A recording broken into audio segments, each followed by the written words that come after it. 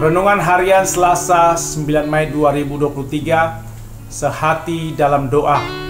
Kisah Para Rasul 1 ayat 1 sampai 14. Mari kita berdoa. Tuhan, tolong kami di dalam membaca dan merenungkan firman-Mu. Roh Kudus yang memberikan pengertian kepada kami, Roh Kudus yang menolong hamba-Mu untuk menjelaskan kebenaran firman Tuhan ini, sehingga kami sungguh-sungguh bisa sehati di dalam doa dalam kehidupan kami sehari-hari. Berbicaralah Tuhan, kami siap mendengarnya. Amin.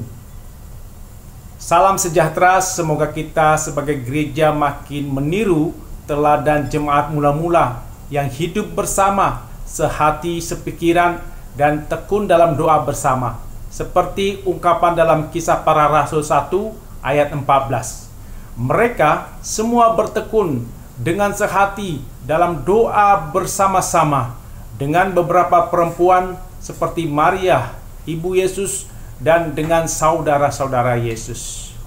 Ciri gereja mula-mula dalam Perjanjian Baru dijelaskan seperti dalam Kisah Para Rasul.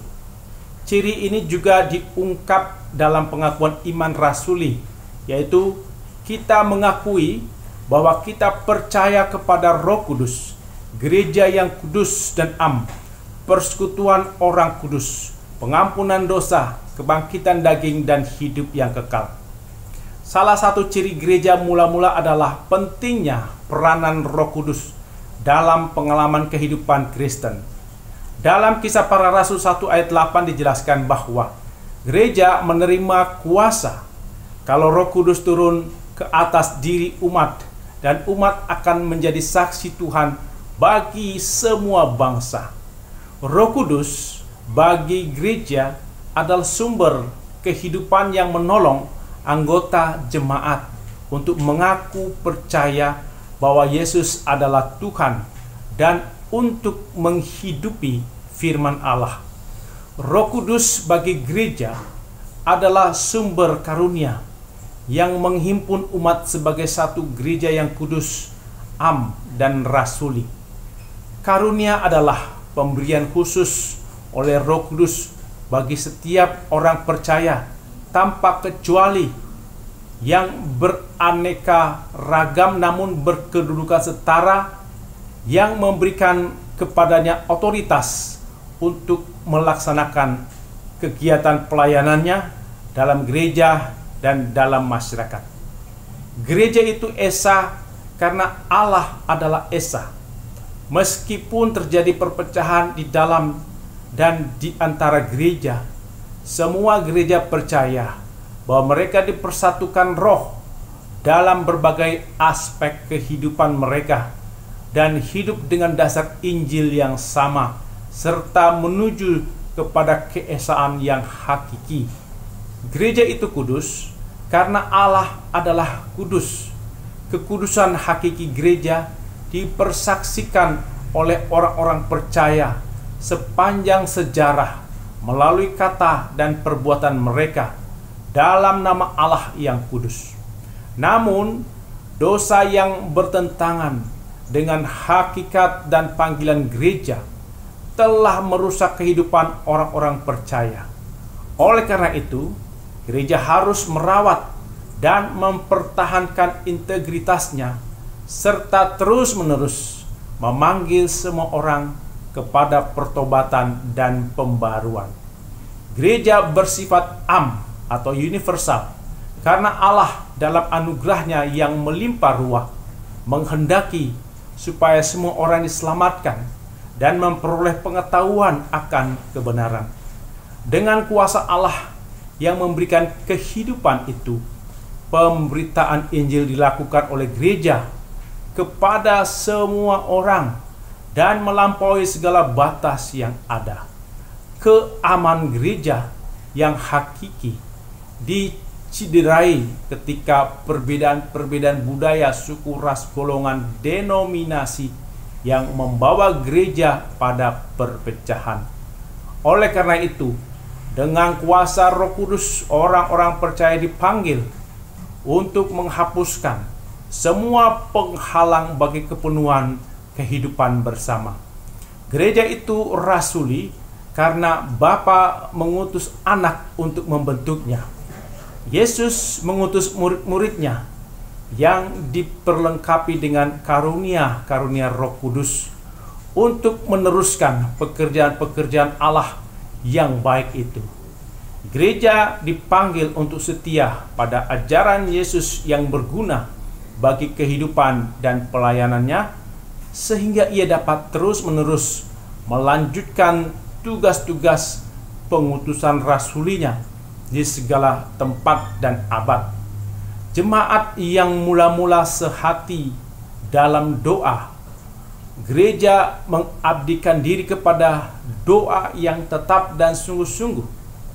Sebelum bersaksi, umat Tuhan berdoa dengan tekun bersama-sama sehati sepikiran agar Roh Kudus memampukan umat menjadi saksi Tuhan Yesus. Kabar Injil adalah kabar penebusan dan kedamaian di antara manusia. Berkumpul berdoa untuk mengasingkan diri agar tidak terganggu dengan pikiran dan kegiatan lainnya. Berkumpul untuk bersatu dan membuang dosa perselisihan. Membuang dosa artinya menyesali dosa perselisihan. Mereka berdoa sungguh-sungguh dalam rangka mempersiapkan diri untuk tugas bersaksi demi menanti kedatangan Yesus kembali. Semua umat Allah adalah umat yang berdoa dan memberi diri untuk berdoa. Hidup orang Kristen dalam kesusahan dan bahaya seperti domba di tengah-tengah serigala. Kalau ada seorang di antara kita yang menderita, baiklah ia berdoa.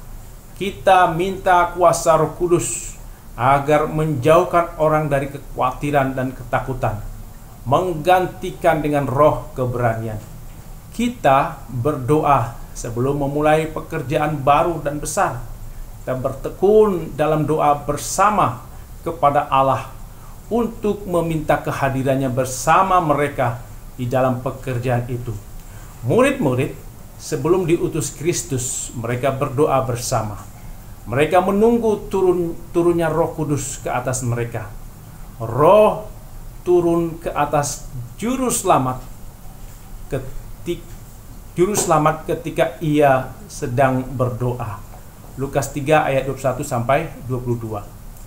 Orang-orang yang berada dalam keadaan terbaik untuk menerima berkat-berkat rohani adalah mereka yang sedang berdoa. Kristus sudah berjanji bahwa sebentar lagi ia akan mengutus Roh Kudus. Janji ini bukan untuk menggantikan doa, melainkan untuk menggugah dan mendorong berdoa. Anggota gereja yang mula-mula bertekun dalam doa menghabiskan banyak waktu untuk berdoa lebih daripada biasanya, sering berdoa dan berdoa dalam waktu yang lama. Mereka tidak pernah kehilangan 1 jam pun untuk berdoa. Mereka bertekad untuk bertekun di dalam doa sampai Roh Kudus datang, sesuai dengan janji untuk berdoa dengan tidak jemu-jemu. Kita meniru jemaat mula-mula yang berdoa dengan sehati. Ini menunjukkan bahwa mereka berkumpul bersama-sama dalam kasih yang kudus dan bahwa tidak ada pertengkaran atau perselisihan di antara mereka. Orang-orang yang memelihara kesatuan roh oleh ikatan damai sejahtera adalah orang yang paling siap untuk menerima penghiburan Roh Kudus. Itu juga menunjukkan betapa berharganya kesatuan hati mereka dalam menaikkan doa. Meskipun hanya 1 orang yang berbicara, mereka semua berdoa. Dan apabila 2 orang sepakat meminta apapun juga, maka permintaan mereka itu akan dikabulkan Tuhan sesuai kehendak Tuhan. Sehati dalam doa berarti kita dalam roh Yesus Kristus adalah satu. Kita mendoakan agar semua orang bersatu. Kita memberitahu pada dunia bahwa kita adalah murid Yesus yang hidup dalam kasih Kristus. Seperti ungkapan dalam NKB 191 ayat 1.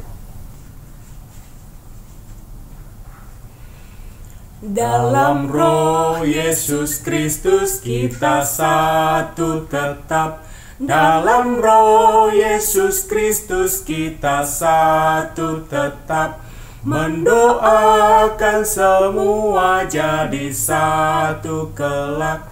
Biar dunia tahu bahwa kita muridnya, dalam kasih tubuh Kristus yang esa. Amin. Mari kita berdoa.